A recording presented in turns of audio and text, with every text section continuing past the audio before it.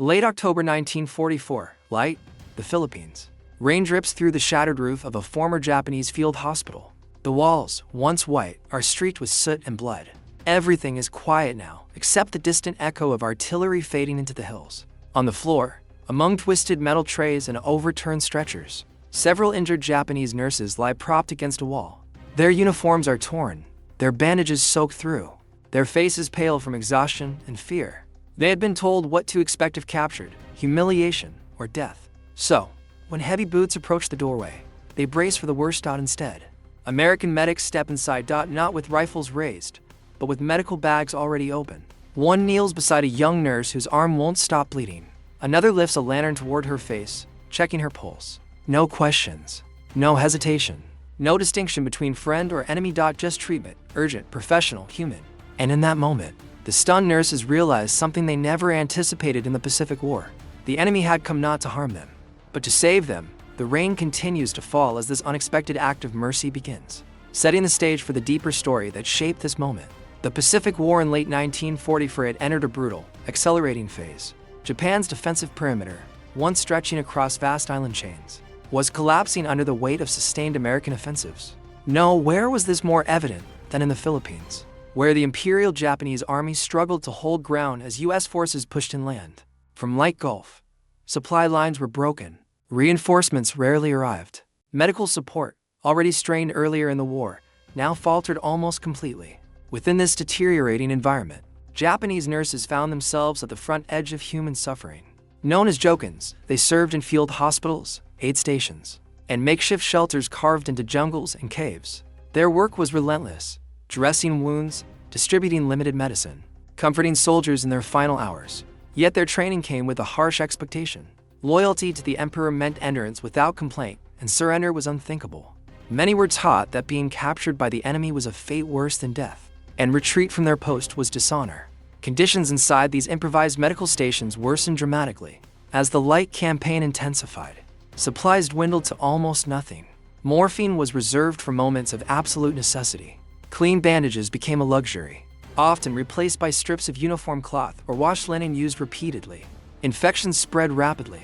Tropical disease stalked both patients and staff. Nurses sometimes worked for days without rest, relying on rice rations that grew smaller with each passing week. And as American forces closed in, Japanese units withdrew deeper into the interior, leaving behind those too wounded to be moved, and the nurses assigned to care for them. The Japanese command structure often reinforced the belief that medical personnel, like soldiers, were expected to resist to the end. Some officers gave explicit instructions: destroy supplies before retreating, avoid falling into enemy hands, and maintain discipline even if surrounded. This rigid mindset, shaped by years of militarized indoctrination, placed enormous psychological pressure on nurses, who were already confronting the daily horrors of the battlefield. By late October, one such field hospital near the village routes leading toward Palo and Tacloban became isolated. Heavy bombardment collapsed parts of the structure. Wounded soldiers filled every corner, and several nurses suffered injuries during the artillery strikes. Communications failed. No evacuation orders came. And soon, word spread among the remaining staff that American infantry was advancing rapidly toward their position. The nurses understood what this meant. They were unlikely to be rescued by their own forces. They were unlikely to survive if the Americans entered. Previous briefings had warned them about enemy cruelty. Warnings shaped more by wartime propaganda than reality, but deeply believed by those who heard them. Fear settled heavily over the room as the sounds of battle moved closer. Some prepared themselves mentally for the worst. Others focused on the wounded one last time, determined to continue their duty until the moment of capture or death. Inside that collapsing building, the air smelled of antiseptic, gunpowder, and damp earth. The lighting came from dwindling oil lamps and holes in the roof where shrapnel had torn through. Nurses applied pressure to wounds, rewound bandages, whispered reassurances they barely believed. Each distant explosion felt like a countdown, and yet they stayed, not out of confidence in rescue, but because Japanese wartime culture allowed little room for alternatives. To abandon the wounded was unthinkable. To surrender was shame. And so they waited in fearful silence as the world outside shifted from Japanese control to American presence, unaware that the encounter ahead would challenge everything they had been taught. This growing tension sets the foundation for the second half of the context, the perspective and medical doctrine of the American forces, advancing toward this forgotten hospital. While Japanese medical units struggled under the weight of shortages and rigid ideology. American field medics operated under a fundamentally different system, one shaped by standardized training, strict adherence to the Geneva Conventions, and a deeply ingrained ethos of impartial medical care. By 1944, U.S. Army medical doctrine emphasized a principle that would soon collide with Japanese expectation. Treat the most critically wounded first. Regardless of uniform, American medics entering light had undergone months of instruction in battlefield stabilization, hemorrhage control, field triage, and emergency evacuation. They carried standardized kits stocked with morphine syrettes, sulfa powder, plasma, bandages, tourniquets, and basic surgical instruments. Their mission was not combat, though they often worked under fire, but preservation of life. Many had already served in earlier campaigns such as Guadalcanal, Bougainville, and Saipan, where they had previously treated wounded Japanese soldiers when circumstances allowed. Stories circulated through the ranks about medics who risked their own lives to save enemies, lying in no man's land. This behavior was not universally understood or appreciated by frontline infantrymen, who witnessed the brutality of the Pacific War firsthand. But within the medical corps, it was a point of pride. To be a medic was to uphold a humanitarian code even amid devastation. Their decisions followed triage categories: immediate, delayed, minimal, expectant. A patient's nationality had no bearing on these assessments. As the U.S. 6th Army moved across light in October 1944, field hospitals, aid stations, and medic detachments followed closely behind assault units. The terrain complicated everything: thick jungle, flooded rice paddies, and soft mud that swallowed vehicles. Still, medical support stayed within reach to manage the inevitable surge of casualties. Reports flowing back to commanders noted increasing numbers of abandoned Japanese wounded, found scattered in farmhouses, dugouts, and collapsed bunkers. Many of these individuals had not been moved by retreating units due to logistical collapse and worsening morale. For American medics, such encounters created difficult but familiar dilemmas: treat the enemy where he lay, stabilize him, and if feasible, transport him to rear area for continued care. Prisoners of war treated by U.S. medical units often expressed disbelief at receiving proper bandaging, plasma transfusions, or even simple clean water. Some had previously been told that Americans killed prisoners immediately, a message spread by Japanese wartime propaganda. Each act of care contradicted the narrative heard by those indoctrinated since childhood. As fighting intensified toward Palo and Tacloban, reconnaissance units reported a damaged structure near a roadway, possibly a medical site, previously used by Japanese forces. The information was passed along the chain: there might be wounded inside, along with unexploded ordnance and potential threats. A small detachment of medics prepared to investigate, accompanied by infantry for security. Their expectations were practical: stabilize any living individuals, document the scene, and determine if evacuation was possible. None of them knew they were walking toward a group of Japanese nurses, women whose training, suffering, and cultural conditioning had prepared them for everything except mercy. Weather during the approach worsened. Afternoon storms drenched the forest canopy. Mud clung to boots. The crew moved carefully, scanning for booby traps or hidden soldiers. But as advanced, the sound of gunfire lessened. The fighting had pushed farther east, leaving behind a pocket of silence broken only by rainfall and distant explosions. Inside the ruined Japanese facility, the nurses waited, unaware that the Americans heading toward them were not infantrymen hunting stragglers, but medics trained to treat whomever they found alive. What happened next would unfold quietly, without speeches or ceremony, but would leave an impression carried by survivors long after the war ended. This moment of convergence between two medical cultures, shaped by vastly different worldviews, sets the stage for exploring the human, tactical, and moral angles that define this encounter. Inside the damaged field hospital, the Japanese nurses existed in a psychological space shaped by exhaustion, fear, and cultural expectation. Many had not slept properly in days. They had treated wounded soldiers through bombardments, collapsing beams, and shrinking medical supplies. Some nursed their own untreated injuries while continuing to work. Yet beneath the physical strain lay something more profound: the mental weight of everything they had been taught to believe about the enemy approaching outside. Since the early stages of the war, Japanese medical staff, like soldiers, were indoctrinated with the belief that surrender equated to dishonor. Captivity was portrayed as a fate shadowed by humiliation or brutality. This belief was reinforced by official training manuals and amplified through repeated briefings as U.S. forces advanced across the Pacific. To these women, the Americans were not simply adversaries. They were figures described through the lens of propaganda. designed to eliminate any sense of shared humanity. So as the nurses sat in that dim structure, their bandages stained and their hands trembling from shock, the arrival of American footsteps triggered instinctive dread. They expected the worst. Some whispered silent prayers. Others closed their eyes and prepared for violence. Yet beneath their fear lingered a quieter question: what would become of them once the enemy stepped through the doorway? They had no frame of reference for compassion from those they had been taught to fear. This raw emotional state forms the human foundation of what unfolded next. On the American side, the arrival at the abandoned hospital was a product of battlefield maneuvering, not premeditated rescue. After securing a nearby crossroads, a reconnaissance patrol reported a partially intact building likely used for medical purposes. U.S. commanders, aware that Japanese forces often left behind wounded in their hasty retreats, directed a small team to investigate. Tactically, the decision made sense. Recon units had noted traces of recent activity: discarded medical crates, shell fragments, and a faint trail of blood in the mud leading toward the structure. The building's location near a route that both armies had contested suggested it had been hit during artillery exchanges. Additionally, American units were under orders to secure any structure that might conceal stragglers or booby traps. The medics accompanying the patrol carried their kits not because they expected to treat Japanese personnel, but because any building marked as a hospital could contain wounded Americans missed in earlier evacuations.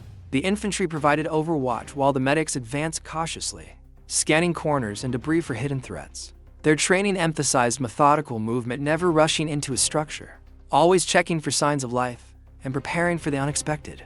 What they found was exactly that, the unexpected. There was no ambush, no armed resistance. Instead, they encountered wounded women in torn uniforms, individuals technically part of the enemy, yet clearly non-combatants. The medic's role became instantly clear.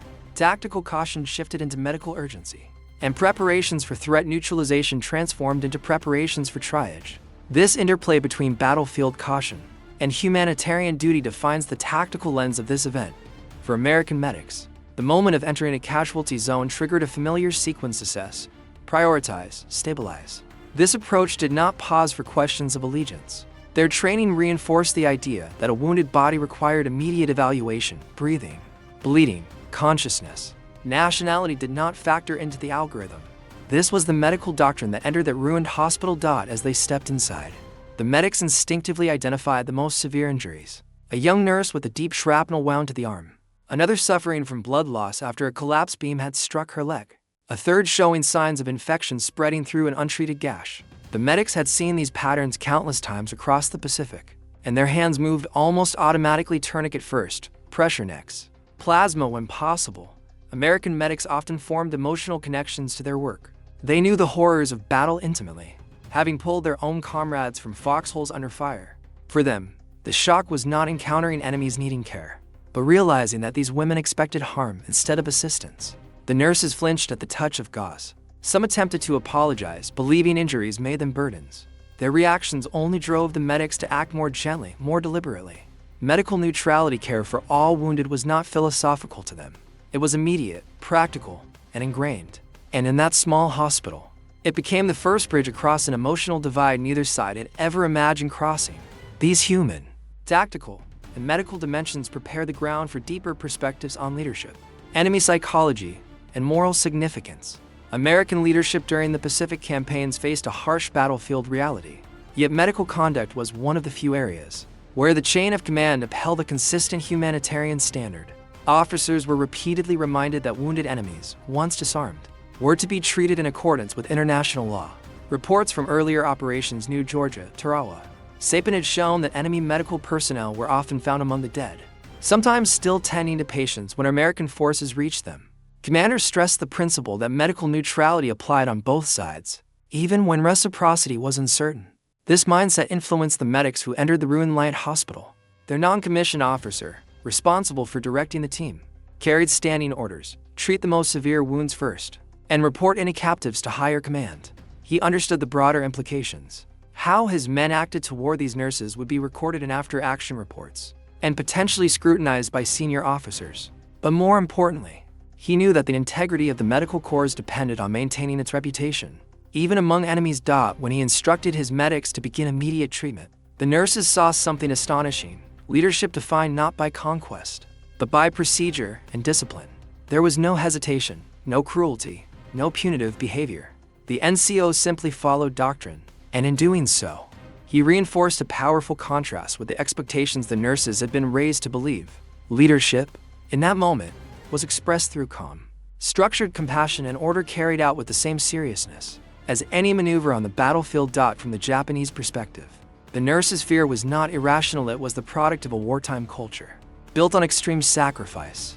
Japanese officers had long instructed troops that capture by American forces meant torture or execution. These warnings were designed to harden resolve and maintain discipline, especially in hopeless situations. Nurses heard the same directives. Many believed they were expected to die alongside the wounded, rather than experience the shame associated with falling into enemy hands. Japanese military manuals and emergency protocols reflected this mindset. Medical personnel were often advised to destroy documents, hide surgical equipment that could be seized, and prepare for self-termination if capture was imminent. Even wounded soldiers sometimes requested grenades to avoid surrender. The nurses in the light structure had internalized such messages deeply. As American footsteps approached, they anticipated humiliation or violence, not assistance. The shock they experienced came not only from receiving treatment, but from witnessing behavior completely at odds with their mental image of the American soldier. The medics were young, focused, and surprisingly gentle. They used disinfectant carefully. They handled broken limbs with practiced precision. They offered water, spoke softly, and signaled for stretchers for the nurses. This was a profound rupture in expectation. An enemy acting with humanity when everything they had been taught claimed he would not. The moral dimension of this event stands in stark contrast to the broader brutality of the Pacific War. Across the region, battles were fought with little mercy. Prisoners were sometimes executed. Civilians suffered immensely. Entire units vanished in final charges rather than be taken alive. Within this context of overwhelming violence, the moment inside the light hospital becomes more striking, not because it was dramatic, but because it was humane. The medics did not enter the structure searching for moral victories. Their goal was practical: stabilize the injured. Yet their choices produced a quiet moment of ethical clarity rarely seen in such conflicts.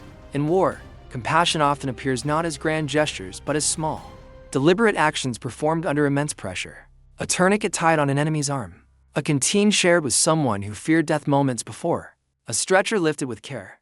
These acts did not change the course of the campaign. They did not alter strategic momentum or shift command priorities, but they did create something equally important: recognition of shared humanity between individuals raised to believe they were irreconcilable enemies. In that fractured hospital room, morality was not theoretical. It was delivered through hands that treated wounds without asking who caused them. These interlocking angles, human, tactical, medical, leadership, enemy perception, and moral, form the lens through which the coming turning point gains its full meaning. The rain had slowed to a steady whisper by the time the American medics reached the doorway of the ruined structure. The infantrymen halted outside, scanning the perimeter with rifles raised. But the medics felt the shift immediately. The air inside was thick with the smell of wet earth, old blood, an antiseptic that had long since lost its potency. A broken lantern flickered weakly, casting shadows across fallen beams and twisted metal trays. The silence was not empty, it was expectant. The lead medic stepped across the threshold first. His boots crunched over shattered glass. As his eyes adjusted, he saw movement along the far wall.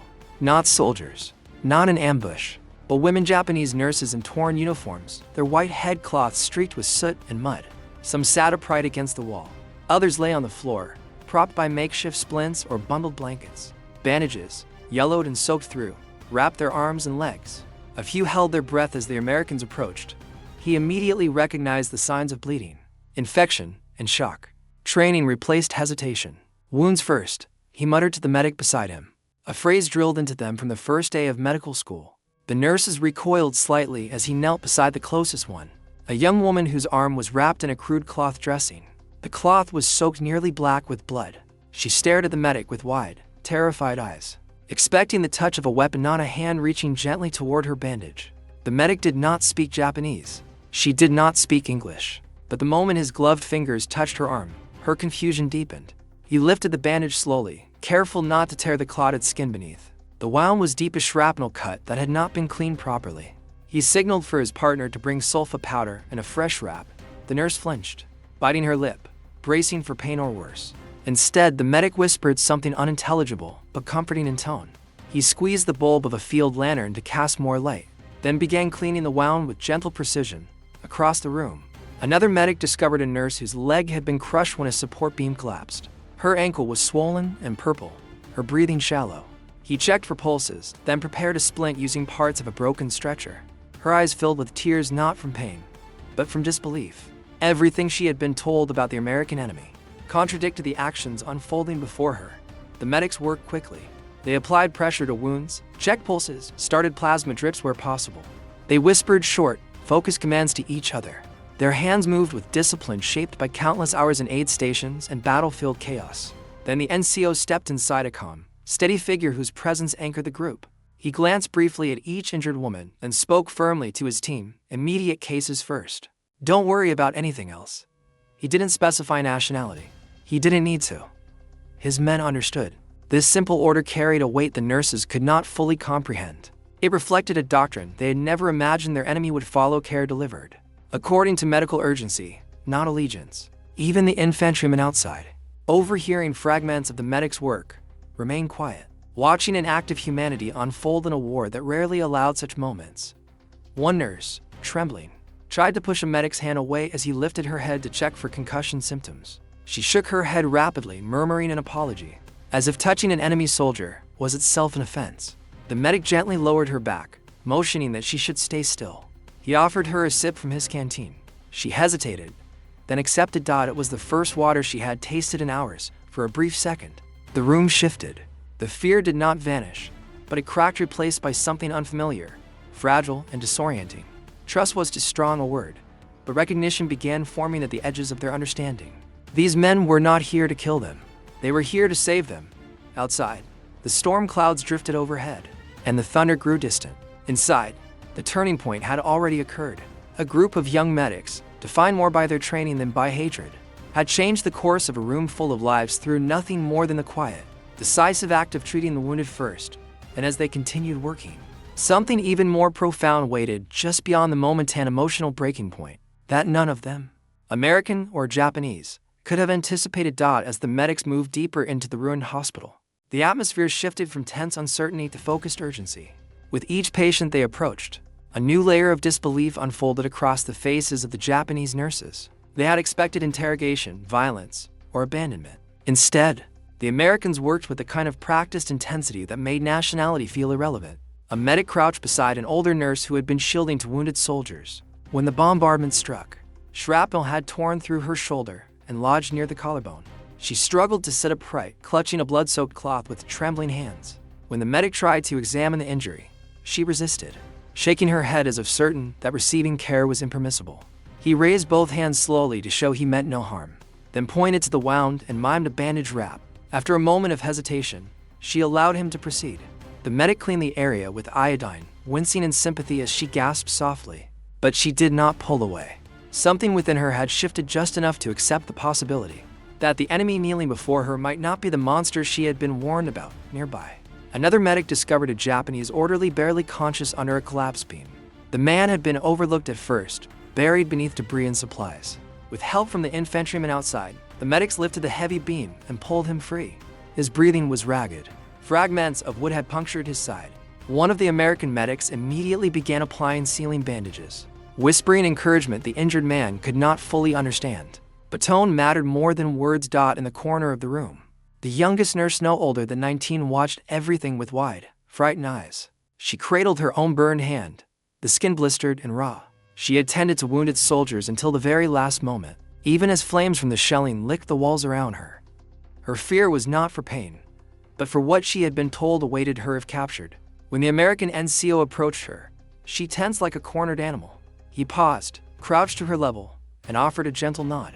Then he did something she did not expect. He opened his medical pouch and placed a small bottle of burn ointment between them, sliding it toward her. She stared at it for a long moment. Then, slowly, she extended her injured hand. He applied the ointment carefully. She flinched at first, but the cooling sensation eased the sting. He wrapped her hand in clean gauze, securing each layer with deliberate, reassuring movements. When he finished, he offered her his canteen with an unspoken invitation. The nurse hesitated only a second before accepting it, and as she drank, tears began rolling down her cheeks, not from pain, but from the overwhelming contradiction between expectation and reality. She lowered the canteen, struggling to speak. Her voice quivered as she managed a single word in Japanese, arigato. "Thank you." The medic did not understand the language, but her tone required no translation. He gave a quiet nod and moved to help the next wounded person. The emotional barrier that had once dominated the room now began to crumble. The nurses exchanged glances, hesitant at first, then increasingly purposeful as they realized the Americans were treating everyone with the same urgency. The medics did not separate the wounded by ally or enemy. They checked pulses, stabilized fractures, distributed water, and prepared stretchers in the same clinical sequence they would have followed in any battlefield aid station. One of the younger American medics found himself momentarily overwhelmed by the surreal nature of the situation. Only hours earlier, he had been tending to wounded Marines outside the village perimeter. Now he was wrapping bandages on women who had stitched uniforms for soldiers firing back at his own. War made no sense in moments like this, yet his training made perfect sense. Save whoever you can. Outside, the infantry signaled that evacuation teams were en route. The medics prepared the most critical cases for transport. Some of the nurses were lifted gently onto stretchers. Others, able to walk with assistance, were guided toward the entrance. Each step carried an unspoken truth. The enemy they had feared was providing their path to survival. Before leaving the building, the NCO surveyed the room one last time. Amid the wreckage and fading lantern light, he saw the aftermath of battle transformed, if only briefly, into something humane. The nurses, still stunned, watched the Americans gather their equipment. The rain outside had softened to a mist. The enemy they had expected to kill them had saved their lives instead. And this moment, quiet, fragile, and unforgettable, became one of the war's rare intersections where duty, compassion, and humanity converged, leaving an imprint none of them would forget. As the evacuation teams arrived, the medics coordinated the transfer of the most severely wounded. The Japanese nurses, still reeling from the shock of receiving treatment, were guided gently toward waiting stretchers. Some cowled walk with help, others were carried. The rain-soaked air outside felt cooler, calmer, as though the world beyond the ruined hospital had momentarily paused to acknowledge what had just unfolded inside. American corpsmen reported the situation to their commanding officers with straightforward clarity. Multiple enemy medical personnel found wounded. Treatment administered. Evacuation recommended. There was no embellishment, no attempt to portray the moment as unusual. For the medical corps, these actions, though morally powerful, were standard procedure. But among the infantry who witnessed the scene, word spread quickly. Soldiers accustomed to the brutal rhythm of the Pacific War found themselves listening in quiet disbelief to descriptions of how the Japanese nurses reacted. How frightened they were at first. How shocked when the medics offered water. How tears replaced fear when wounds were cleaned with gentle care. It was a rare story of mercy circulating within a campaign defined largely by attrition. An unforgiving terrain. Higher command received the incident through formal channels. Reports from the field noted that several enemy nurses had been evacuated for treatment, alongside American casualties. The tone remained factual, yet the significance was unmistakable. Amid a battle marked by fierce resistance and devastating losses, the small humanitarian episode stood out, a reminder that even in a conflict as merciless as the Pacific War, the medical corps continued to operate by principles rooted in discipline, training, and international law. For the local Filipino civilians living near the area, the sight of American soldiers escorting Japanese nurses toward aid stations was equally startling. Many had suffered under occupation. Many had lost family members to forced labor or combat. Seeing Americans treat Japanese wounded with impartial care created a moment of cognitive dissonance, yet also a subtle shift in understanding. Mercy shown even to the enemy reinforced the image of an army, not only fighting to reclaim their homeland but acting under a code of conduct. Foreign to years of occupation policies. In the days that followed, the evacuated nurses were stabilized in rear medical post. Their burns were cleaned properly, fractures set, infections treated with sulfa drugs and penicillin supplies that Japan's collapsing logistics could no longer provide. Some were too weak to speak. Others quietly observed the efficiency of American procedures, the methodical changing of dressings, the distribution of nutritional supplements, the rotation of medical staff through night shifts. Within these wards, the nurses experienced a second wave of astonishment. American doctors asked about their injuries, not their allegiances. They were not interrogated. They were not humiliated. They were simply cataloged as patients, human beings in need of care. For the first time in months, they slept in relative safety. The event at the ruined field hospital rippled through the memories of those involved. For the medics, it became another testament to their role, preserving life amid destruction. For the infantry who guarded the perimeter, it challenged assumptions forged by earlier battles where surrender was rare and mercy often impossible. And for the nurses themselves, it marked a turning point, an irreversible reshaping of beliefs instilled through years of wartime. Indoctrination. This aftermath, however, was not only personal. It carried implications that extended quietly into post-war narratives, diplomacy, and the way individuals on both sides understood the humanity of their former enemies. The deeper consequences of these moments would continue long after the blood-stained bandages and rain-soaked stretchers disappeared into memory. For the Japanese nurses who survived and recovered, the experience left an imprint that resurfaced years later during post-war interviews and memoirs. Many of them grew up in a society where the enemy was portrayed only as ruthless, a force that offered no mercy. Yet in those critical hours on Light, their worldviews shifted abruptly.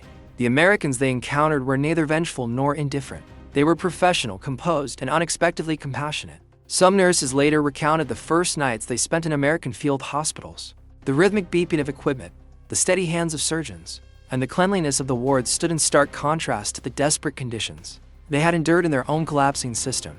They remembered the surprise they felt when American nurses, women not unlike themselves, tended to their wounds without judgment. For the first time since the campaign began, they received medicine that Japan's depleted supply lines could no longer deliver. Penicillin, in particular, saved several from infections that would otherwise have been fatal. Many of these nurses carried emotional scars as deep as their physical wounds. They struggled with the realization that much of what they had been taught about Americans was propaganda. Accepting kindness from former enemies created an internal conflict, gratitude intertwined with guilt and confusion. Yet the care they received also sparked reflection, revealing that compassion existed even amid the devastation of war. American medical personnel who treated them also remembered the moment. Some wrote in letters home that caring for the Japanese nurses had been strange but right, a reaffirmation of their oath in a theater of war where brutality often overshadowed humanity. Others noted how quietly the nurses bore their pain, maintaining a calm dignity even while facing the uncertainty of captivity.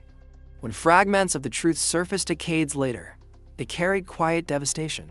German commanders rereading their own wartime decisions now understood why fights had failed, why attackers met resistance to perfectly shaped chance. The enemy had not merely reacted well, it had been reading them as they wrote. Militaries worldwide took note. Post-war doctrine shifted emphasis from hardware to information. Secure communication became a strategic pillar rather than a technical concern. Intelligence agencies expanded permanently. Code breaking and encryption evolved into daily contest. No longer auxiliary but central to national survival, the human cost remained incalculable. Every convoy saved also meant another convoy destroyed elsewhere. Every ambush avoided forced combat into different locations. Intelligence did not eliminate violence, it reshaped it. Those who benefited rarely saw the price paid elsewhere. What endured beyond 1945 was the lesson that wars are not decided solely by who fights harder or even who builds more, but by who understands first. Germany had trusted secrecy as an assumption. The United States had treated it as a question. That difference echoed far beyond the ruins of Europe, into every conflict that followed. And in that echo lies the final meaning of the moment when German commanders realized too late that their war plans had been exposed long before the battles they were meant to win. History often remembers wars through images of fire and motion, columns of tanks, waves of aircraft, cities reduced to ash. But the Second World War was also decided in rooms where nothing moved at all. The moment German commanders sensed their plans were no longer their own, did not arrive with a single revelation.